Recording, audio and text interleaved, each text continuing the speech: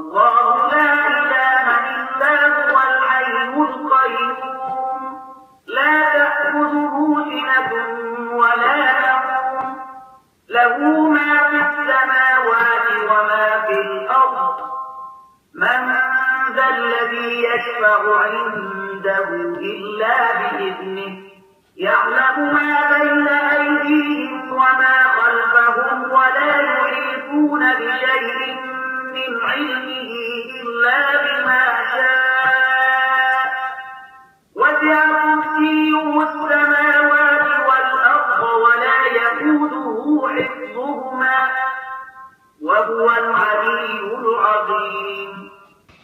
له الله هغه ژوندي ابدي ذات ته پرته چې ټول کائنات تنظیم کړي دي بل هیڅ خدای نشته. هغه نه ویده کیږي او نه پریشانی پرې راځي. پر ځمکې او اسمانونو کې چې هر څه دي د هغه دي. څوک دی چې د هغه په وړاندې له هغه له اجازې پرته سپارښت وکړی شي؟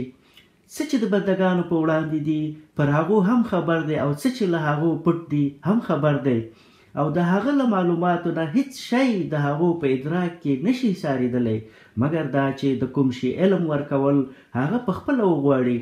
د هغه حکومت په اسمانونو او په ځمکو خور شوی دی او د هغو ساتنه د هغه دپاره کومه ستومانونکی کار نه دی.